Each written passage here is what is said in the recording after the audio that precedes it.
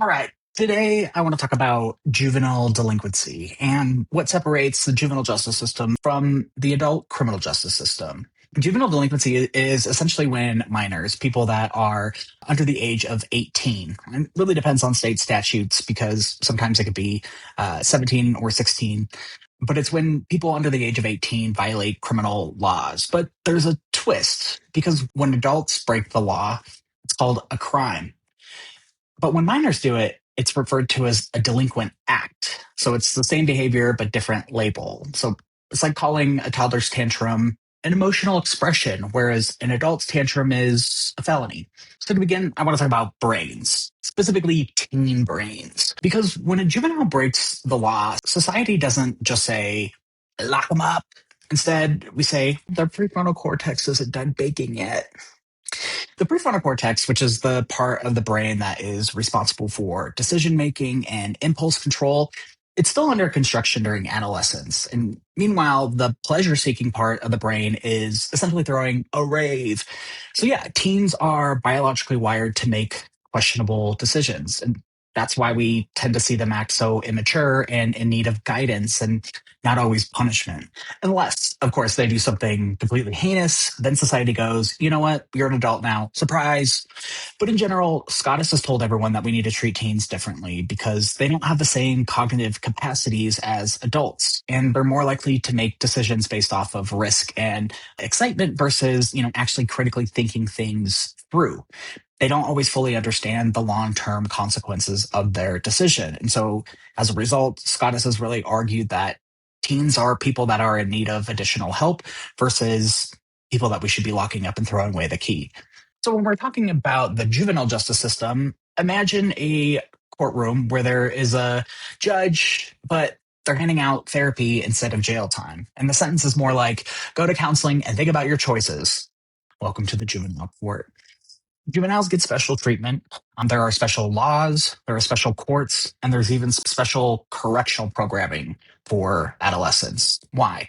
Well, because we see them as kids who are in need of help and not hardened criminals. Instead of prison, they might go to a residential treatment center. And instead of punishment, it's much more focused on rehabilitation. It's like the justice system's version of a timeout. Things like running away from home, skipping school, and refusing to obey your parents. Sound familiar? It's because it sounds like a typical Tuesday for a teenager.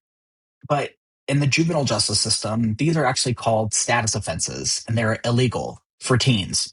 Not for you, unless you are a teen, which I don't think is in my class. Anyway, status offenses are behaviors that are really only illegal because of the status of the person that is doing them. So it's only illegal because the person is underage.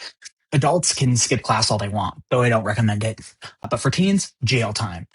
These laws were super popular until the around the 70s when people started to realize, ooh, we can't just be locking up teens for being rebellious. It's not always a great idea. So, for example, at one point during the 60s, nearly half of juveniles who were in correctional facilities were there because they weren't listening to their parents or running away. My mom used to just take the door off my room, which didn't really work because I still don't listen very well. Anyway, critics slammed status offenses for being vague and essentially counterproductive. What does disobeying your parents even mean?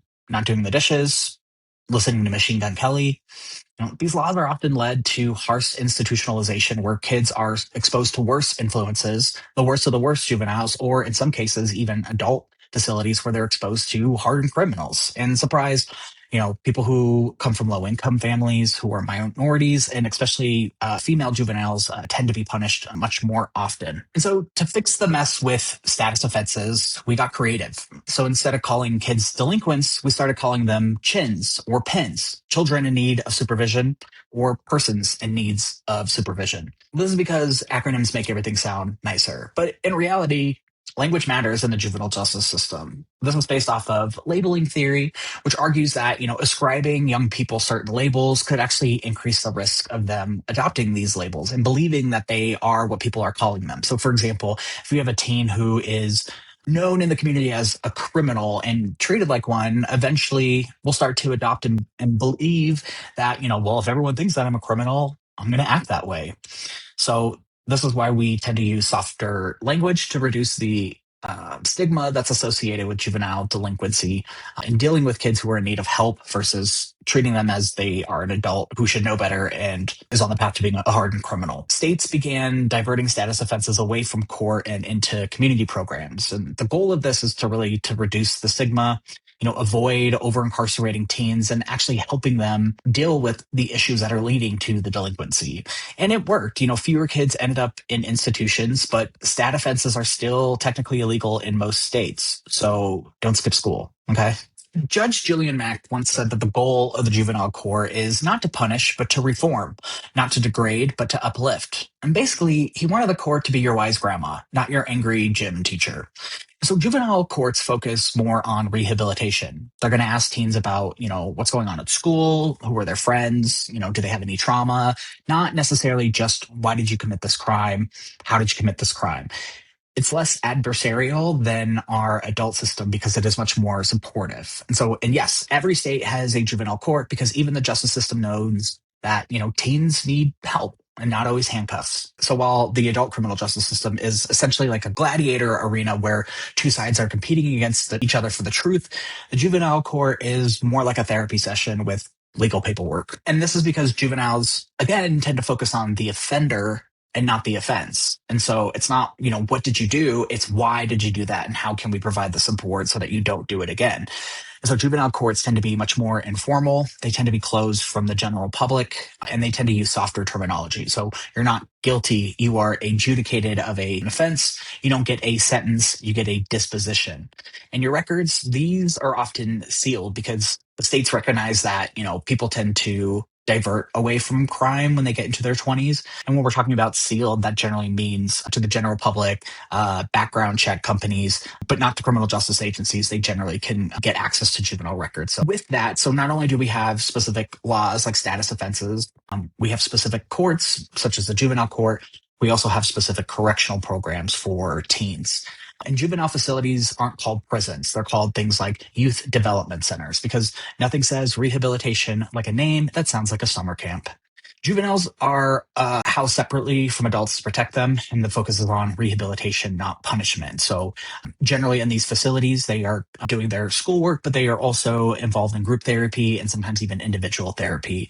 And these facilities, include like training schools, residential treatment centers, alternative schools, work camps, and they exist because the state and the system believes that teens can change even if they have neck tattoos. So in sum, as we learned, juveniles are different, mostly because of their underdeveloped brains influencing bad decisions and their inability to understand long-term consequences.